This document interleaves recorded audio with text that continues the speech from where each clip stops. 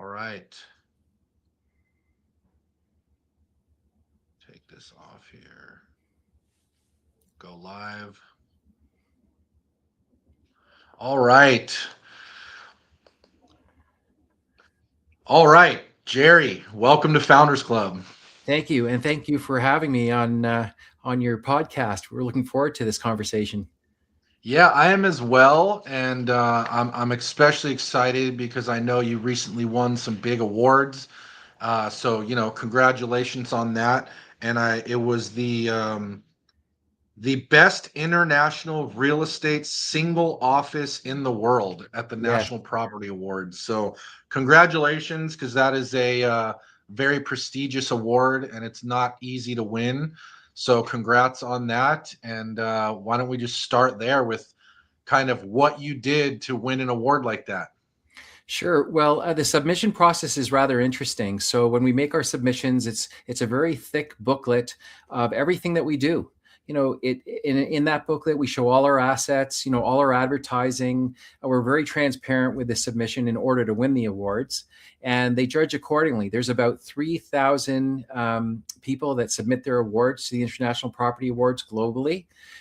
We got through the Americas. We won in the Americas in terms of the quality of our work, and then of course we went on to win the global recognition around the world. And the awards are awarded in London, England, of course. And there's a lot of recognition behind the company that provides the awards. So we're proud to be recognized for the quality of our work.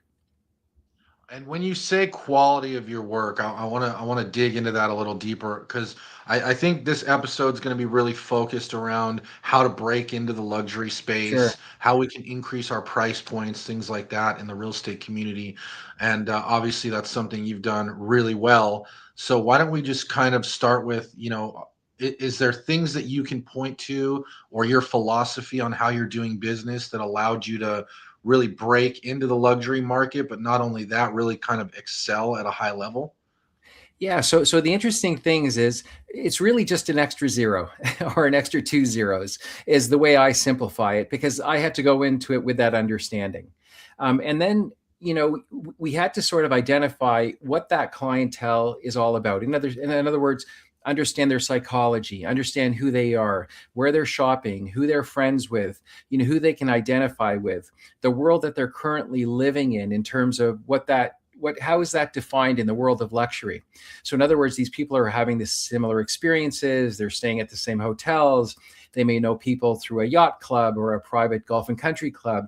So once you take a deep dive into who that individual is, or the psyche behind them, and of course their lifestyle, then I think you can adhere to different values in order to serve that clientele.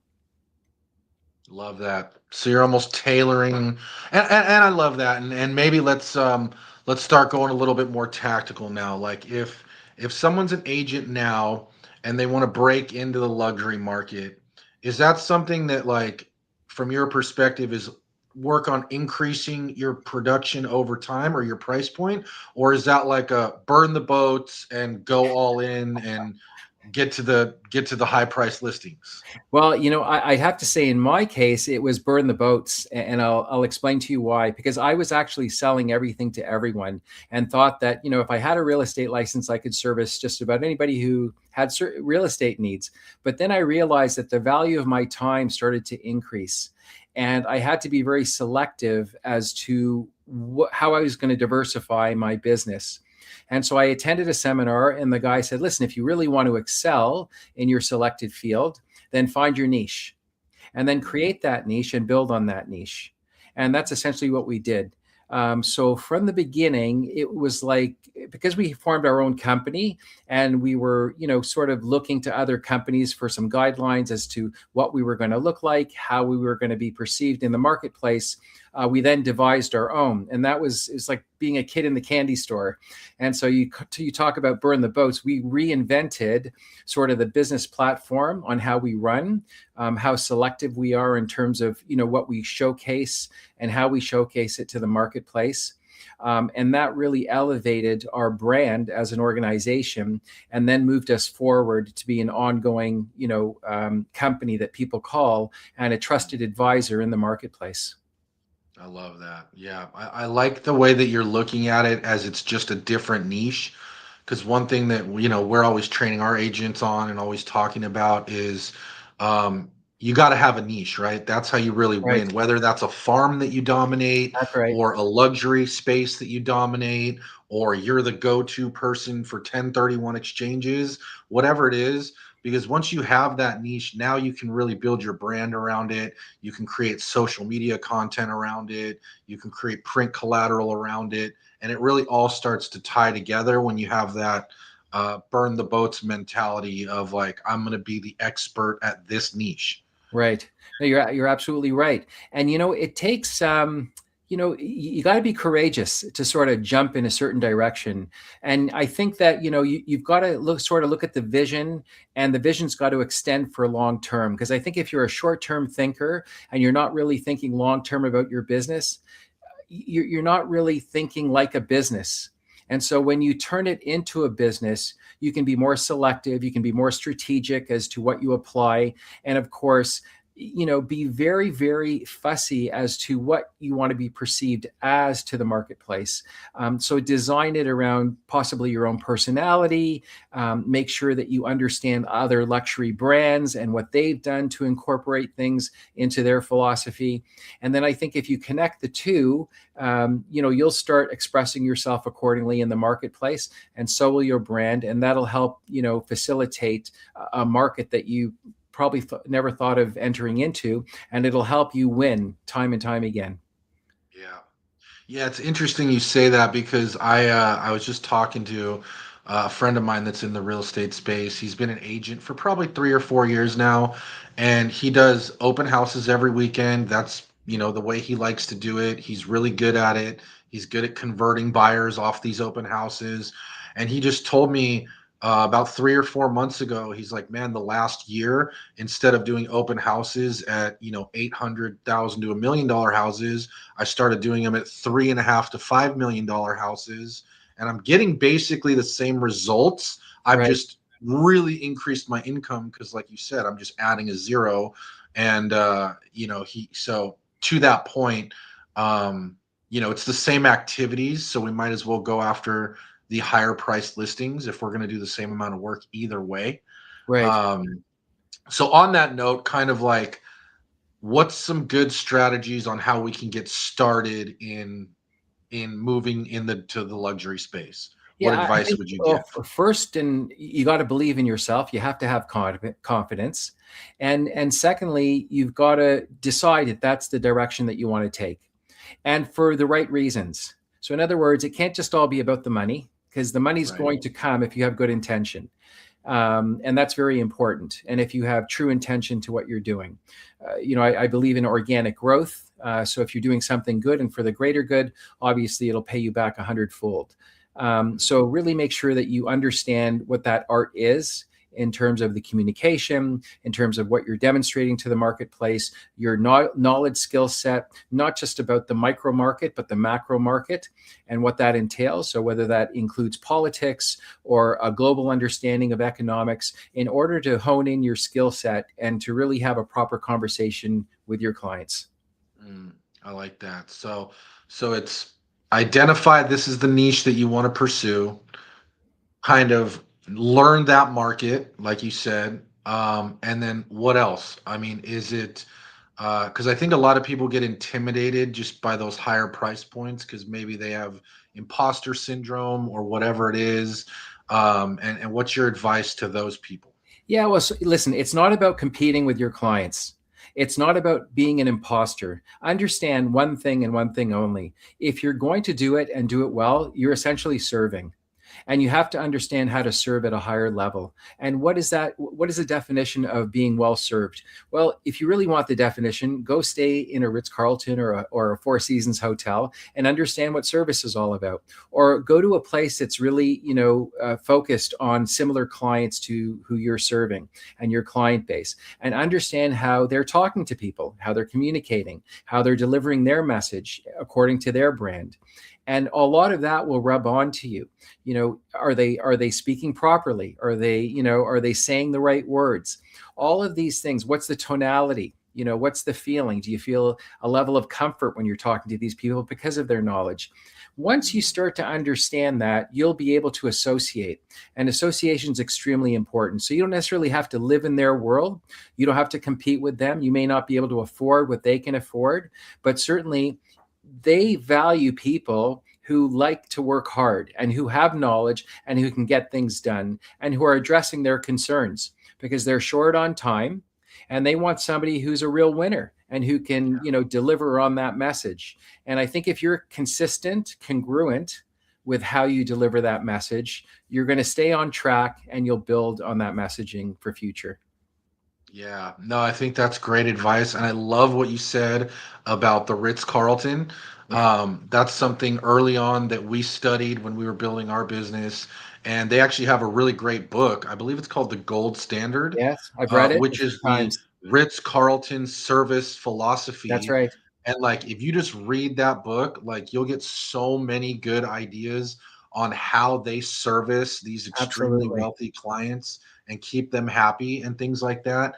And one of the things is just simple things like they say, my pleasure That's to right. every request, as opposed to just like, okay, or let me look into that. It's everything's my pleasure. And that's just little nuances like that that you can implement across your business will definitely make a big difference in the way that you're perceived and the way that, your work is being perceived. Yeah, I took the liberty of not only reading the book a few times, but I've also taken the course. And the course I find is an executive level course, and they're very very transparent about their internal runnings of the company. I mean, once you take a deep dive into that company and you realize how many touch points they actually have in order to facilitate the service, it's fascinating. And then you have a real appreciation of what you need to do out in the real marketplace, even if you're delivering real estate, in terms of sales and marketing. Yeah. Yeah, no, that's exactly right. And it's really just, they learn their customer. If the customer has kids, they will generally do something for the kids. It's like you said, it's a philosophy. And that's a great way to look at kind of your business in terms of the luxury market is really just follow these luxury brands that are already doing it at the highest level and learn from them and implement it into your business. Certainly, I think my one of my favorite lines is "Success leaves clues." So find out who's succeeding. Take out some of the nuggets, I guess, of what they've done, and you can apply it accordingly. And I'm sure it'll work in favor of what you're doing as well. Yeah. Yeah.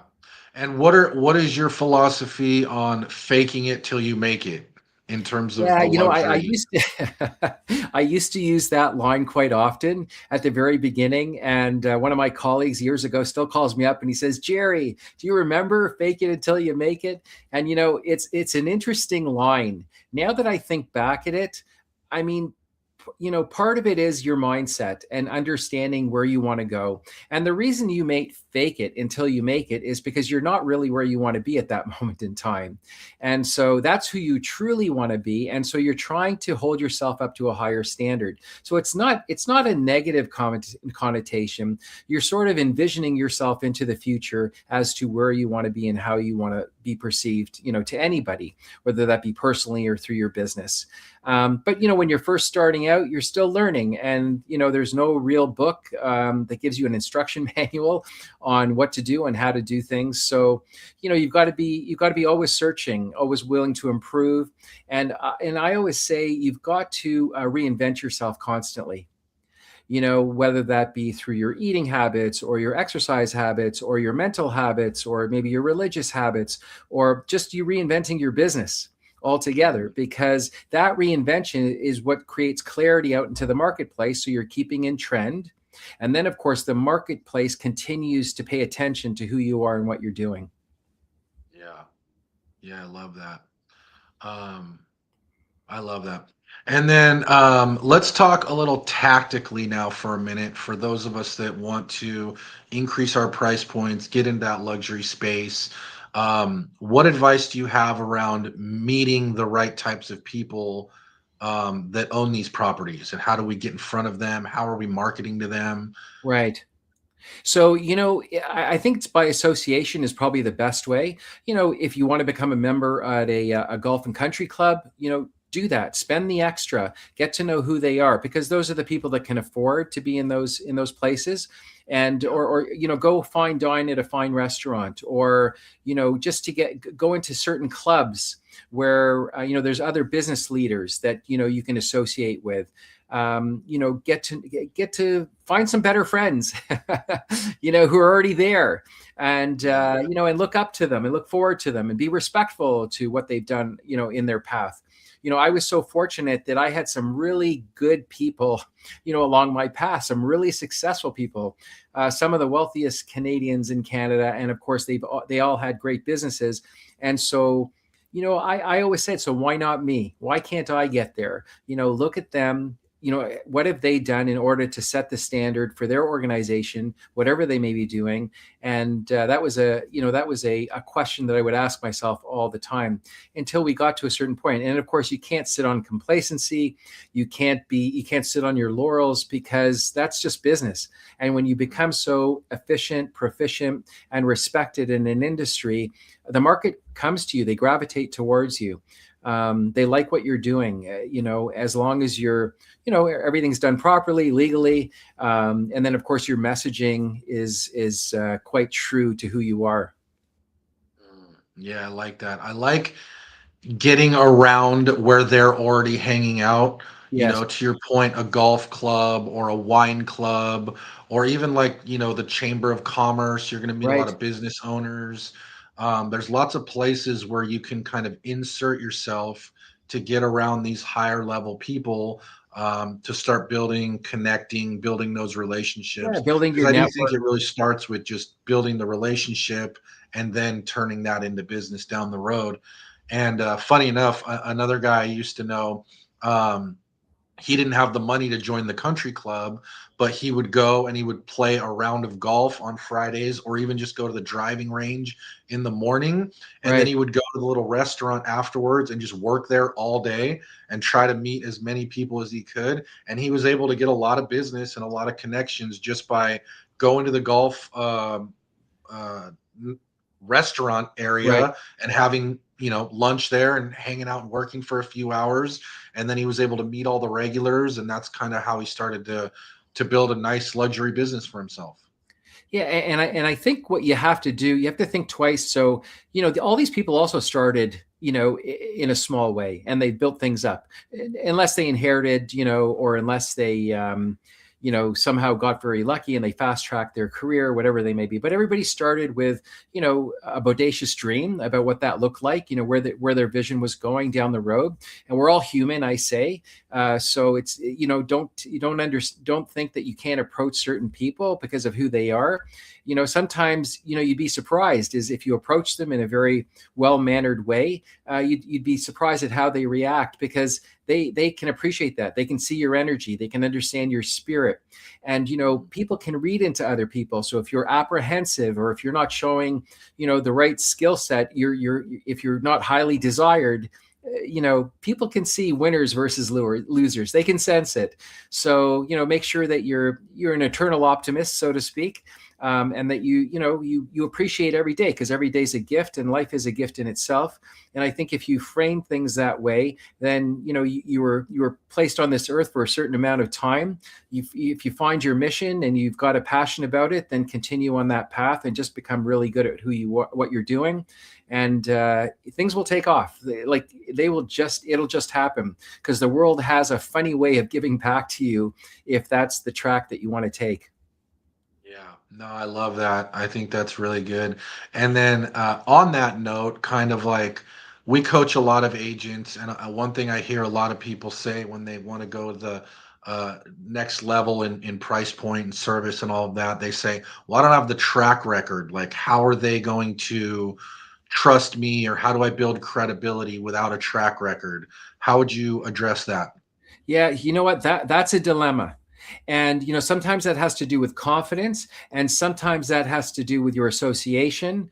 But so what we've done in our organization in order to support that, because you're right, not everybody can sell at this level, and not everybody can sort of perform at this level. So what I've done in my personal organization is I've asked myself those questions: is what do agents need in order to be supported, in order to succeed and excel? So we created our own master class. We've won these great awards. So we try to inspire people every day through the recognition of the company, and we certainly back them up in terms of the philosophy, the culture, and of course here at Hammond, we're all selling into the same niche market. So everybody's involved in that marketplace, and so everybody can identify with each other. There's a lot of overlap. We sell from within.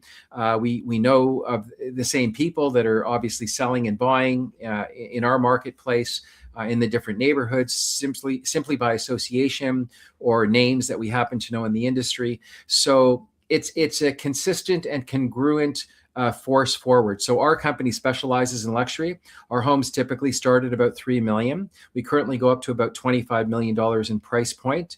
Our average sale is about $6 to $7 million. So it's a healthy number. Yeah. Yeah, that's great advice. And I also think borrow the company you're at's credibility as well. Yes, Like if the company you're at has sold a few 5 million, $10 million homes, that's right. um, you can say my partners and I have sold this other home over here Yes, and kind of leverage your team or your brokerage that you're right. at. Well, Um, we have a to sharing atmosphere here, so it doesn't. The listings don't belong to one individual where they're hoarding the information and not sharing it. So we're enabling everybody to participate in whatever we market in the organization to help leverage them into the marketplace, and so they can succeed. Love that. What is one thing that is kind of a big myth about the luxury space that you hear? Um, well, I think a lot of people, well, if I can't afford it, I can't enter into the luxury market. If I don't see myself as being luxury, or if I don't live a luxury lifestyle, then I can't associate with people that are in that world, which is a Yeah. fallacy and a misconception.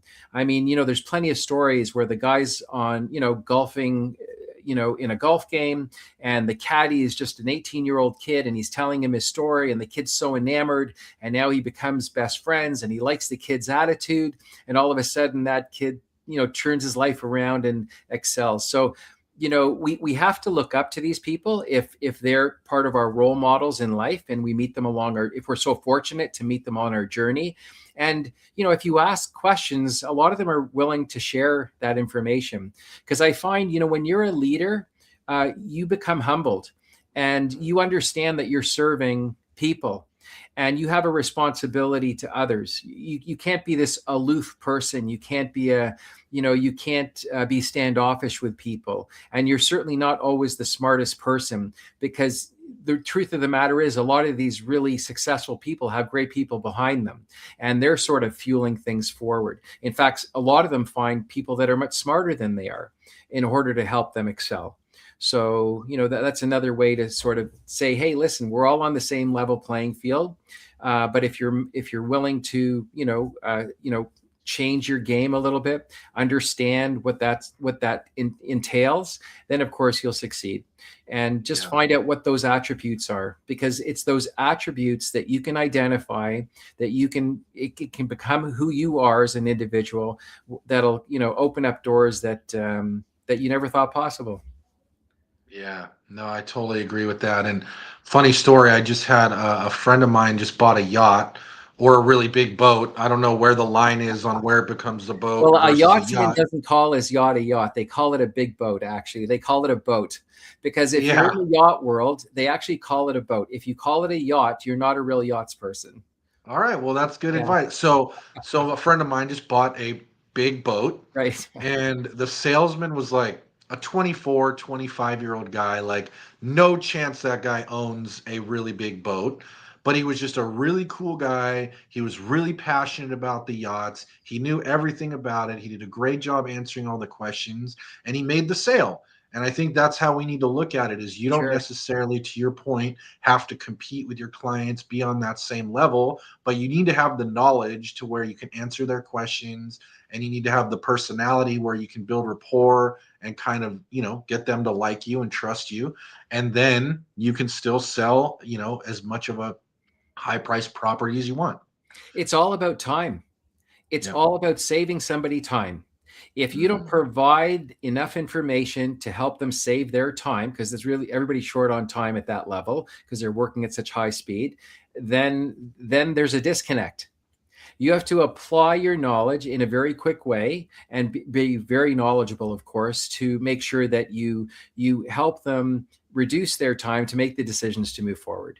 And they'll make quick decisions based I on the love that. knowledge that you provide. I love that. Yeah, no, that's exactly right. Um, Kind of a side question. Curious your thoughts on this. How important is image and style when you're trying to go into the luxury space?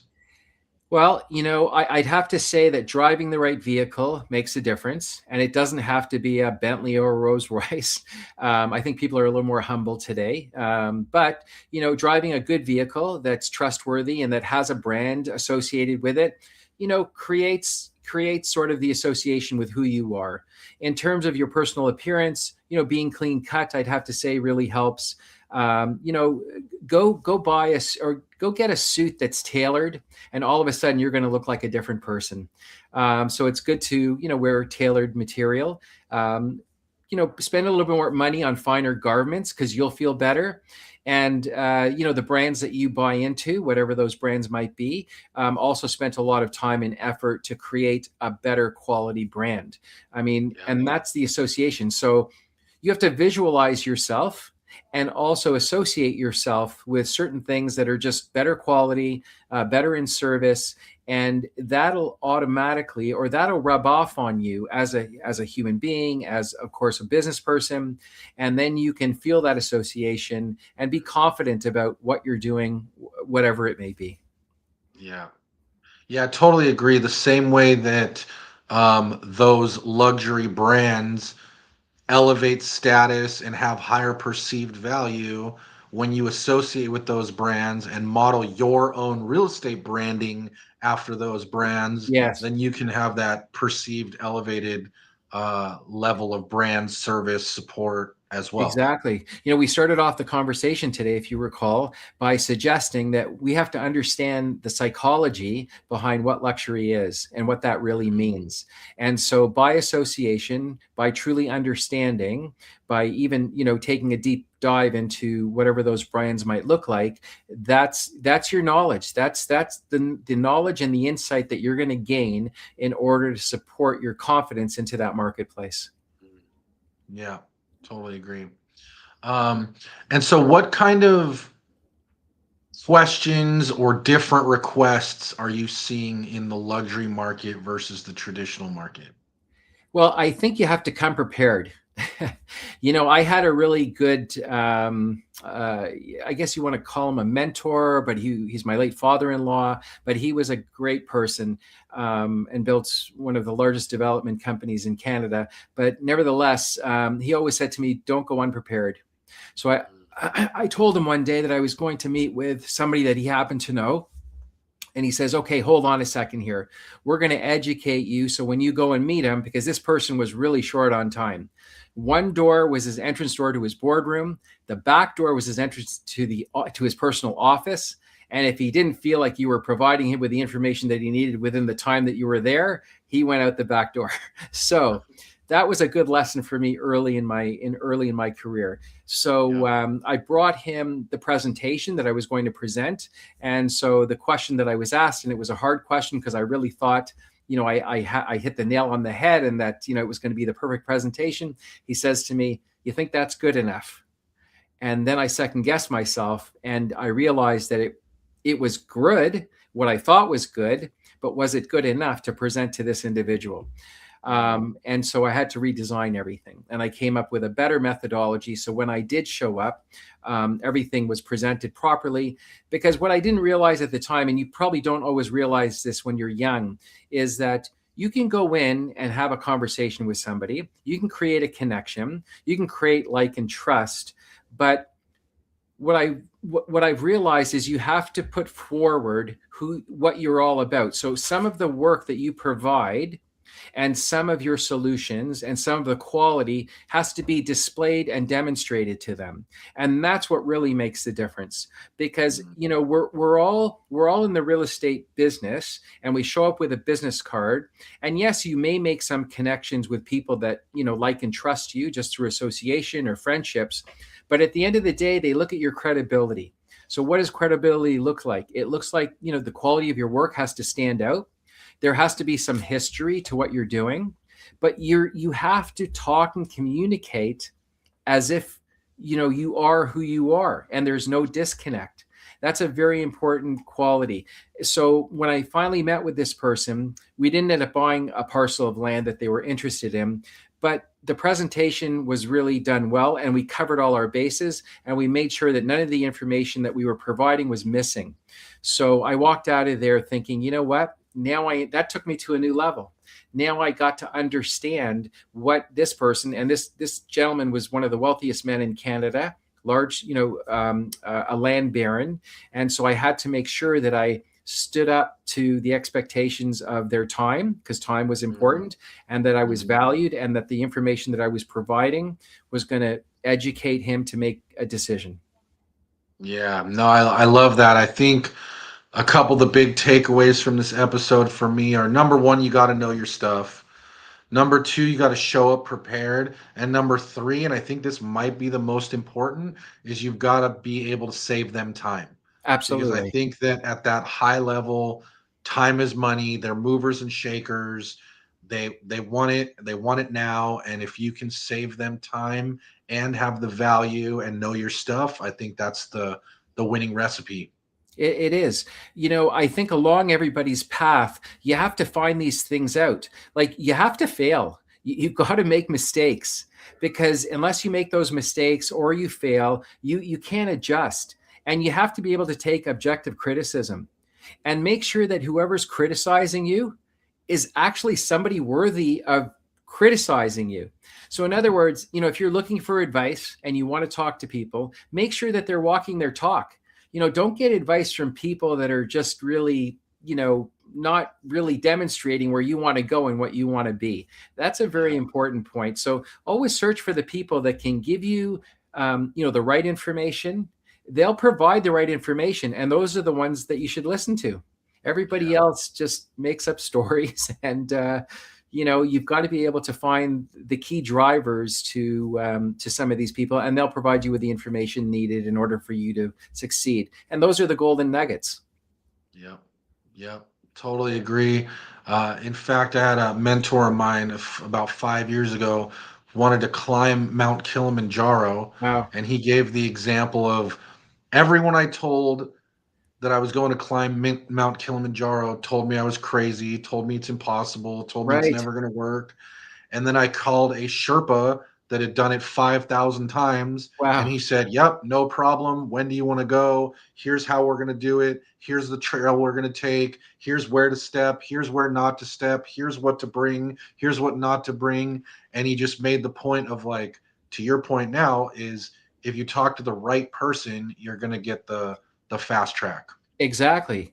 That's exactly right. I mean, if somebody has already written the map or has walked, along that path that you want to follow, they can divulge all the information. It's not Yeah. unlike our conversation here. When you can talk from a position of strength, where you have historical data that you've succeeded, where you can provide good guidance to people, and that has, it's produced great results over a long period of time. Those are the people that you want to connect with, because those are what we define as the winners, or the movers and shakers, and Yeah. the ones that have really, led the path to success. And then ignore the advice of everybody else on that particular topic. Well, I don't know if well, that's an interesting point. Well, listen, I still know a lot of people that are very successful that can talk to just about anybody. So, in other words, they show respect for everybody. It doesn't Totally. matter what they're doing or how they're doing Yeah. things, because you know what? Listen, we don't know who we're coming across in our life.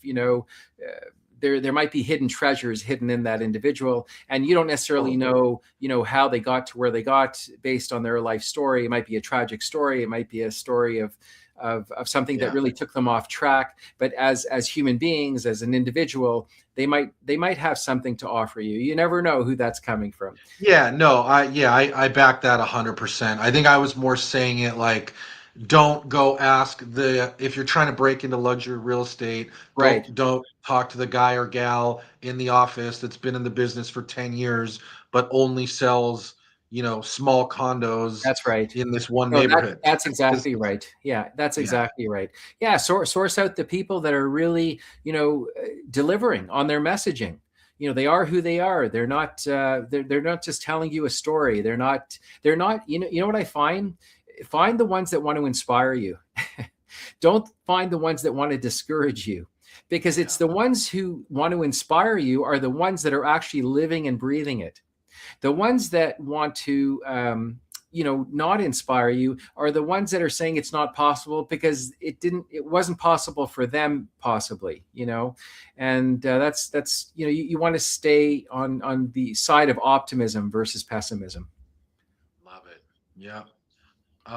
Very cool. So one question I like to ask everyone as we wrap is, in 60 seconds or less, what does it take to be a successful luxury real estate agent?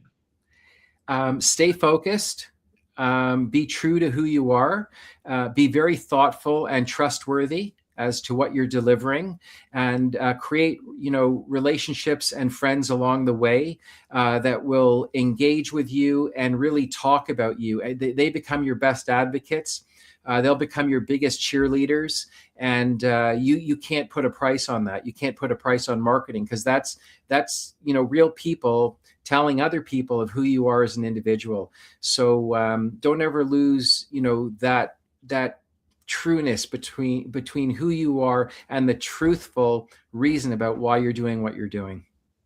Yeah, that's great advice. And always put the service first. Service always comes first. We're serving. Listen, nobody's fooling anybody. We're serving, and maybe we're serving at a higher level because of the amount of work that goes into it, possibly the amount of trust that goes into it, of course, the amount of capital that's behind it. I mean, we're selling the most expensive product, if you think about it. So when you're selling, a very expensive product, then you have to deliver upon that number. We can't Yeah. lower our guard and not understand that if we're going to enter into luxury real estate, we really have to hold a higher standard, both spiritually, mentally, through our communication and our education and the way we display ourselves on an ongoing basis for the general public. Yeah, couldn't agree more. Back to that personal brand. Love it. Well, Jerry, I certainly appreciate you coming on and kind of sharing some of your expertise with us. For those that want to connect with you, how can they do that? They can go to our website at hammondinternational.com. I've got Jerry Hammond Leadership if they want to follow on the personal side. We've got all our social, campaigns that we're running 24 hours a day. Or you can call me at 1-877-702-7870, extension 3000. Or you can email me at jhammond@hammondinternationalproperties.com.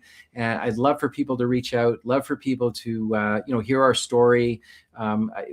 I personally want to better the industry, make it what I've certainly dreamt of, and I think we've done that to date, and we're going to continue for many years to come. Love it. That is amazing.